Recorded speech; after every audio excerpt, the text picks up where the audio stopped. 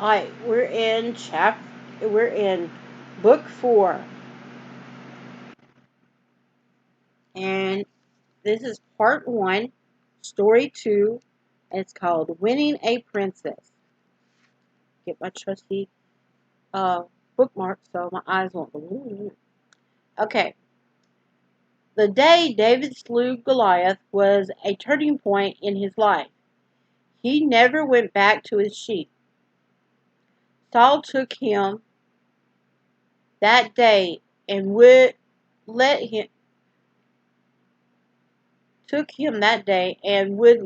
him go no more to his home to his father's house.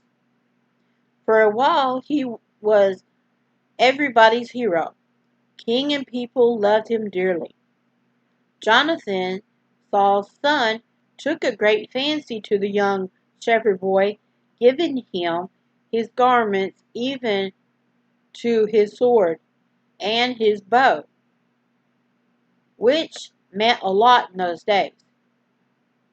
Young as David was sent over was set over the men of war, and he was accepted in the sight of all the people, and also in the sight of Saul's servants.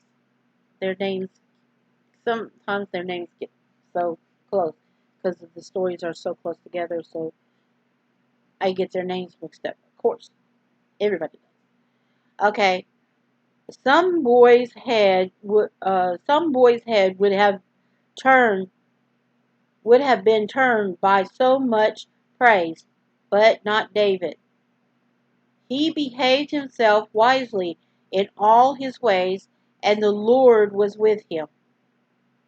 Once, when he returned from another successful attack upon the Philistines, the women came out of the city crying, out of the cities of Israel, singing and dancing to meet King Saul, with tambourines, with joy, with instruments of music.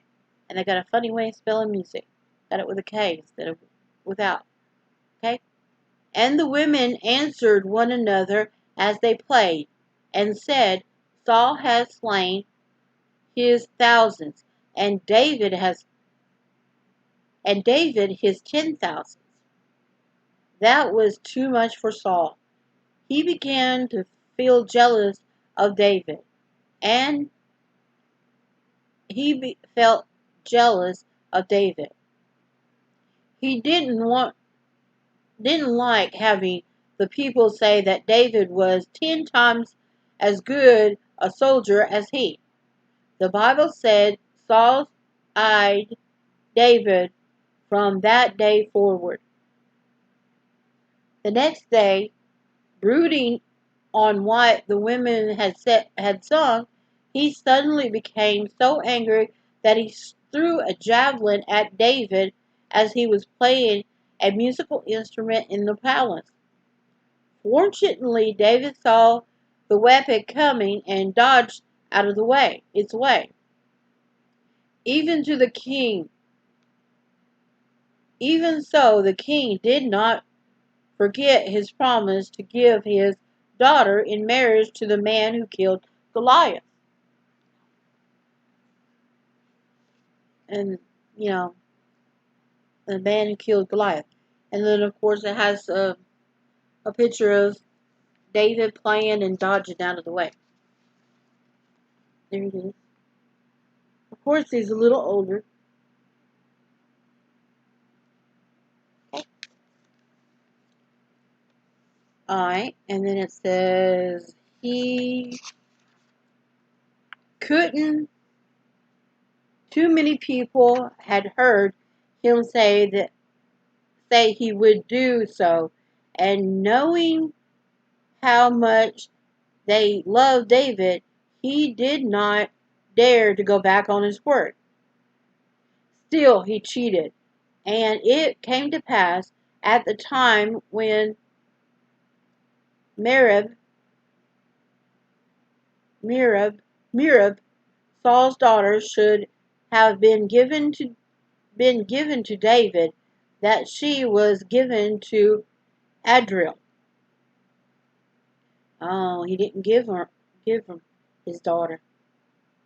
Then he sent word to David that he should marry his other daughter, Micah, or Michal, if he would go and kill 100 Philistines. He hoped that David would be killed in the fighting, but he wasn't.